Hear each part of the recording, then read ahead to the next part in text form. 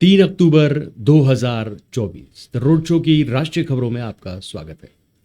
Supreme court ने गुरुवार को ईशा फाउंडेशन के खिलाफ पुलिस जांच के आदेश पर रोक लगा दी। ईशा फाउंडेशन के फाउंडर सदगुरु जग्गी वासुदेवन फाउंडेशन के खिलाफ रिटायर्ड प्रोफेसर एस कामराज ने मद्रास हाई कोर्ट में एक याचिका लगाई थी। आरोप था कि आश्रम में उनकी बेटियों लता और गीता को बंधक बनाकर रखा गया। मद्रास हाईकोर्ट ने 30 सितंबर को कहा था कि पुलिस ईशा फाउंडेशन से जुड़े सभी क्रिमिनल केसेस की डिटेल्स पेश करे। अगले दिन 1 अक्टूबर को करीब 150 पुलिसकर्मी आश्रम में जांच करने पहुंचे।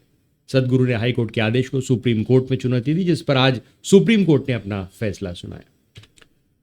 वाराणसी के मंदिरों में साई मूर्तियां हटाने वाले अजय शर्मा को पुलिस ने पकड़ लिया। बुधवार रात 2 बजे शर्मा मंदिरों से साई मूर्तियां हटाने के लिए घर से निकले थे।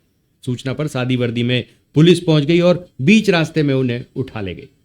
डीसीपी काशी गौरव बंसवाल ने इस चीज की पुष्टि की। उन्होंने बताया कि शांति भंग में सनातन रक्षक दलों के प्रदेश अध्यक्ष अजय शर्मा को हिरासत में लिया गया। इससे पहले शर्मा के घर वालों ने आरोप लगाया था कि रात 2 बजे मैदागिन चौराहे से नीली कार में आए कुछ युवक उन्हें उठा ले गए। उन्हें दोनों मोबाइल उनके ऑफ मिले। साईं बाबा की मूर्ति हटाने का विवाद अब बढ़ता जा रहा है। शिरडी साई ट्रस्ट महाराष्ट्र ने इस पर तत्काल रोक लगाने की मांग की है। सपा ने कहा, आखिर कब तक ऐसे मंदिर मस्जिद भगवान और साईं बाबा पर बात होगी। सनातन रक्षक दल ने 1 अक्टूबर को वाराणसी के 14 मंदिरों में साई मूर्तियां हटाई थी। उनका दावा है कि अभी 60 और मंदिरों की लिस्ट है। इधर लखनऊ में अखिल भारतीय हिंदू महासभा ने मंदिरों से साई मूर्तियों को हटाने की मांग की है। कहा कि मंदिरों में साई मूर्तियों को कोई स्थान नहीं दिया जाएगा। मणिपुर के कांगओपी में 27 सितंबर को अगवा किए गए 2 युवकों को कुकी उग्रवादियों ने रिहा कर दिया। मुख्यमंत्री एन बीरेन सिंह ने गुरुवार 3 अक्टूबर को एक्स पर पोस्ट के जरिए इसकी जानकारी दी। सीएम ने बताया कि दोनों युवक पुलिस कस्टडी में। मणिपुर यूनिवर्सिटी से एमए कर चुका 22 साल का ओइनम 2 दोस्त जॉनसन और थोइथोबा के साथ सेना में भर्ती के लिए इम्फाल वेस्ट जिले के शहर में गया था, जहां कुकी उग्रवादियों ने तीनों को किडनैप कर लिया था। ये थोबल में गठित ज्वाइंट कमेटी के संयोजक ने बताया कि जॉनसन के पास एडमिट कार्ड था, तो उग्रवादियों ने उसे असम राइफल्स को सौंप दिया, लेकिन बाकियों को पकड़ लिया। जॉनसन ने बताया कि वे तीनों बाइक से गूगल मैप को फॉलो कर रहे थे, गलती से कुकी इलाके में घुस गए। साउथ के फेमस कपल रहे नागा चैतन्य और समांथा रुथ प्रभु अब अलग हो चुके हैं। इसी बीच तेलंगाना मिनिस्टर कोंडा सुरेखा ने कपल के तलाक पर विवादित बयान दिया। सुरेखा ने भारत राष्ट्र समिति बीआरएस के लीडर केटी रामाराव को इस तलाक के पीछे का कारण बताया। सुरेखा के इस कमेंट के सामने आने के बाद खुद सामंथा, नागा चैतन्य और नागार्जुन ने बयान जारी कर मिनिस्टर के आरोप को निराधार बताया। वहीं अल्लू अर्जुन से लेकर जूनियर एनटीआर तक साउथ के कई सेलेब्स इस मामले में समानता के सपोर्ट में उतरकर कोंडा सुरेखा के बयान की आलोचना कर रहे हैं। सुप्रीम कोर्ट ने जेल मैनुअल से जातिगत भेदभाव बढ़ाने वाले नियमों को हटाने को कहा। शीर्ष कोर्ट ने कुछ राज्यों को निर्देश दिए हैं कि जेल में जाति के आधार पर काम का बंटवारा न किया जाए। जेल में जातिगत आधार पर काम के बंटवारे को लेकर सुप्रीम कोर्ट में याचिका लगाई गई थी।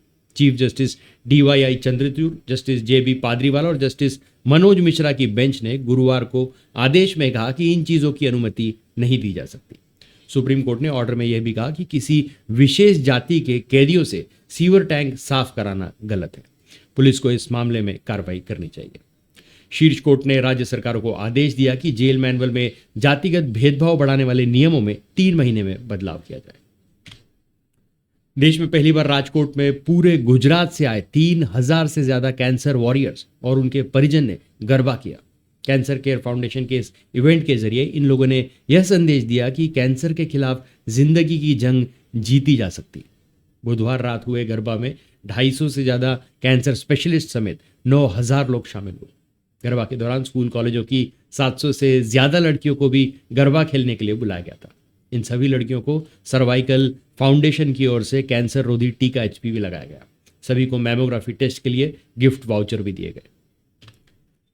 लद्दाख के सोशल एक्टिविस्ट सोनम वांगचुक और 150 अन्य प्रदर्शनकारियों को दिल्ली के बवाना पुलिस थाने से 2 अक्टूबर को रिहा कर दिया गया। थाने से बाहर आने के बाद सोनम दिल्ली पुलिस की निगरानी में राजघाट गए।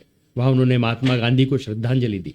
सोनम ने कहा, हमने सरकार को एक ज्ञापन दिया है कि लद्दाख को संवैधानिक प्रावधानों के तहत संरक्षित किया जाए। मुझे गृह मंत्रालय ने आश्वासन दिया है कि आने वाले दिनों में मैं पीएम या राष्ट्रपति से मिलूंगा। सोनम की मांग लद्दाख को पूर्ण राज्य बनाने, स्थानीय लोगों के लिए नौकरी में आरक्षण, लेह और कारगिल के लिए एक एक संसदीय सीट और संविधान की 6ठी अनुसूची लागू करने की है। इसको लेकर वे काफी समय से आंदोलन कर रहे हैं। संसदीय कार्य मंत्री किरण रिजिजू ने कहा कि राजनीति में अब गिरावट आ चुकी है। पहले संसद में अच्छी चर्चाएं और बहस हुआ करती थी, लेकिन अब सदन में शोर शराबा और हंगामा ही होता है। एक दूसरे को गालियां दो तो ही खबर बनती है। रिजिजू आगे बोले, आज अच्छे काम करके भी वोट नहीं मिलते। अगर आप कुछ अच्छी बात करना चाहते हैं, कोई उसे सुनने वाला नहीं। रिजिजू ने 2 अक्टूबर को राष्ट्रीय सेवा भारती और संत ईश्वर फाउंडेशन की तरफ से आयोजित एक कार्यक्रम में ये सारी बातें कही। आंध्र प्रदेश के श्री वेंकटेश्वर स्वामी मंदिर के प्रसादम में जानवरों की चर्बी मामले को लेकर सुप्रीम कोर्ट में सुनवाई होगी। 30 सितंबर की सुनवाई में जस्टिस BR गवई और KV विश्वनाथन की बेंच ने कहा, जब प्रसाद में पशु चर्बी होने की जांच CM चंद्रबाबू नायडू ने SIT को दी थी, तब उन्हें मीडिया में जाने की क्या जरूरत थी। कम से कम भगवान को राजनीति से दूर रखें। इसके बाद 1 अक्टूबर को आंध्र प्रदेश पुलिस ने मामले की SIT जांच रोक दी थी। राज्य के DGP द्वारका तिरुमला राव ने कहा कि अभी सुप्रीम कोर्ट में मामले की सुनवाई चल रही है। अगली सुनवाई 3 अक्टूबर को होगी, इसलिए तब तक SIT जांच नहीं की जाएगी। सुनवाई के बाद सुप्रीम कोर्ट के निर्देश के मुताबिक यह तय किया जाएगा कि SIT जांच को आगे बढ़ाना है या नहीं। Mysore urban development authority MUDA मामले में कर्नाटक के CM S सिद्धरमैया के खिलाफ FIR होने के बावजूद कांग्रेस नेतृत्व ने फैसला लिया है कि उन्हें पद से नहीं हटाएंगे। पार्टी का मानना है कि यह कर्नाटक में कांग्रेस सरकार को अस्थिर करने के लिए केंद्र की भाजपा सरकार की चाल है, लिहाजा इसका राजनीतिक स्तर पर ही जवाब दिया जाएगा। दिलचस्प यह है कि कांग्रेस हाईकमान ने इस निर्णय पर पहुंचने के लिए अपने विरोधियों द्वारा अपनाए जा रहे मॉडलों का ही सहारा लिया। सूत्रों के अनुसार कर्नाटक को लेकर हुई अनौपचारिक बैठकों में पूरे मामले पर गौर करते समय हाल ही में दिल्ली के राजनीतिक घटनाक्रम पर बातचीत हुई। पार्टी में यह राय सामने आई कि दिल्ली के CM अरविंद केजरीवाल ने जेल जाने के बावजूद मुख्यमंत्री पद नहीं छोड़ा था। कर्नाटक के मुख्यमंत्री सिद्धरमैया एक नए विवाद में घिर गए। दरअसल सोशल मीडिया पर एक वीडियो वायरल हो रहा है। इसमें दिख रहा है कि एक कांग्रेस कार्यकर्ता हाथ में तिरंगा लेकर सिद्धरमैया के जूते उतार रहा है। मामला बुधवार का। सिद्धरमैया बेंगलुरु में महात्मा गांधी की जयंती पर आयोजित कार्यक्रम में आए थे। इस दौरान महात्मा गांधी की प्रतिमा पर माल्यार्पण करने से पहले एक कार्यकर्ता सिद्धरमैया का जूता उतारने में मदद करने लगा। वह अपने हाथ से जूते का फीता खोलने लगा। इस दौरान वह अपने हाथ में एक छोटा तिरंगा भी पकड़े था। थोड़ी देर में CM सिद्धरमैया की सुरक्षा में तैनात एक कर्मचारी ने उसके हाथ से झंडा ले लिया। वीडियो सामने आने के बाद से सिद्धरमैया की आलोचना हो रही है। सिद्धरमैया पहले ही मैसूरू शहरी विकास प्राधिकरण घोटाले को लेकर भाजपा और जनता दल के निशाने पर। हरियाणा में चुनाव प्रचार के आखिरी दिन राहुल गांधी नूहू पहुंचे। यहां वे रैली को संबोधित कर रहे हैं। नूहू मुस्लिम बाहुल्य इलाका है, जिसे कांग्रेस का गढ़ माना जाता है। राहुल गांधी यहां से दक्षिण हरियाणा को साधने की कोशिश में। राहुल गांधी को यहां पहुंचने पर मेवाती पगड़ी पहनाकर उनका स्वागत किया गया। राहुल गांधी के मंच पर कांग्रेस के फिरोजपुर झिरका से उम्मीदवार मामन खान भी मौजूद थे। मामन खान पर भी नूहू हिंसा के केस दर्ज है और वह जमानत पर है। राहुल की रैली के लिए कांग्रेस प्रत्याशी आफ्ताब अहमद ने लोगों से अपील करते हुए कहा कि सभी नई अनाज मंडी नूहू पहुंचे और राहुल गांधी के विचारों को सुने। अब हरियाणा में कांग्रेस की लहर है। प्रदेश में कांग्रेस की सरकार बनने जा रही है, ऐसा उनका कहना था। फसलों पर MSP की लीगल गारंटी समेत अन्य मुद्दों को लेकर फरवरी से चल रहे किसानों के संघर्ष के बीच आज पंजाब में ट्रेनें रोकी जाएंगी।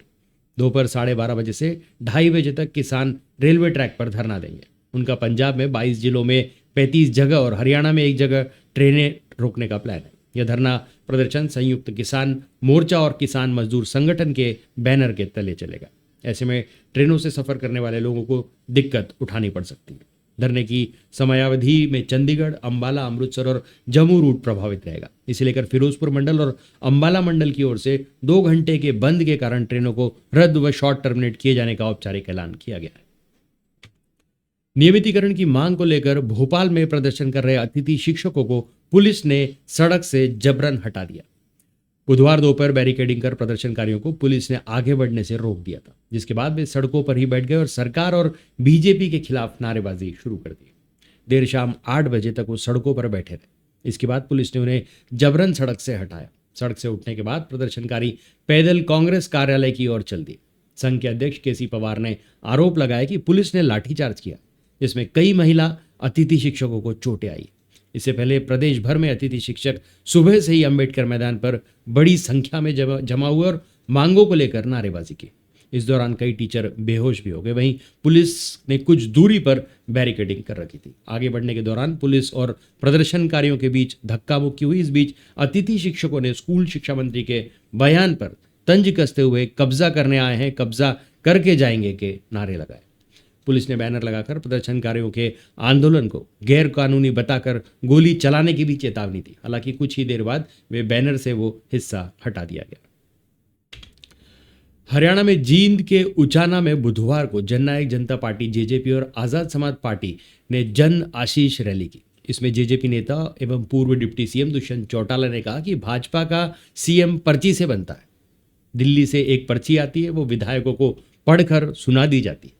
वहीं कांग्रेस में सीएम खर्ची से बनता है। दुष्यंत ने कहा कि राज्य की हिस्सेदारी के कारण जेजेपी ने प्रदेश में अनेक बड़े विकास कार्य करके दिखाए। उचाना की सड़कें अपने आप बयां कर रही हैं कि यहाँ पर कितना विकास हुआ। उन्होंने कहा कि दिल का रिश्ता है मेरा खास उचाना से, जीवन की हर आस और विश्वास उचाना से। जब तक जीऊंगा आपके बीच रहूंगा, दुष्यंत की उठेगी लाश तो उचाना से। हरियाणा में विधानसभा चुनाव के बीच जुलाना से कांग्रेस उम्मीदवार एवं पूर्व रेसलर विनेश फोगाट का दावा है कि पेरिस ओलंपिक में 100 ग्राम बड़े वजन से डिस्क्वालीफाई होने पर पीएम नरेंद्र मोदी की तरफ से उन्हें कॉल आई थी, लेकिन उसमें कुछ शर्तें रखी गई थी। वह सोशल मीडिया पर भी डालना चाहते थे, इसलिए मैंने बात करने से इनकार कर दिया। एक निजी चैनल को दिए इंटरव्यू में विनेश ने इसका खुलासा किया। हालांकि विनेश फोगाट का एक और इंटरव्यू वीडियो सामने आया, जिसमें वह दावा कर रही हैं कि डिस्क्वालिफिकेशन के बाद उन्हें किसी भाजपा नेता ने फोन नहीं किया। प्रयागराज में श्रवंगेरपुर धाम के गऊघाट आश्रम खालसा मंदिर से 27 सितंबर को राधा कृष्ण की 150 साल पुरानी अष्टधातु की मूर्ति चोरी हो गई थी। 8 दिन बाद सोमवार रात चोर मूर्तियां वापस मंदिर में रख गया। उसने एक चिट्ठी भी लिखी। इसमें लिखा है, महाराज जी बहुत बड़ी गलती हो गई, अज्ञातवश राधा कृष्ण की मूर्ति चुरा ली। जब से चोरी की तब से बुरे सपने आ रहे हैं। बेटे की तबीयत खराब हो गई है। थोड़े पैसों के लिए गंदा काम किया। मूर्ति को बेचने के लिए उसके साथ छेड़छाड़ की। गलती की, माफ़ी मांगता हूँ। मूर्ति मंदिर में रखने जा रहा हूँ। आज के बाद चोरी नहीं करूँगा, चाहे भूखे ही सोना पड़े। तो आज के लिए बस इतना ही। तब तक के लिए हंसते रहें, मुस्कुराते रहें, स्वस्थ रहें, व्यस्त रहें और मस्त रहें। जी हाँ, चैनल को भी ज़रूर सब्सक्राइब करें। धन्यवाद।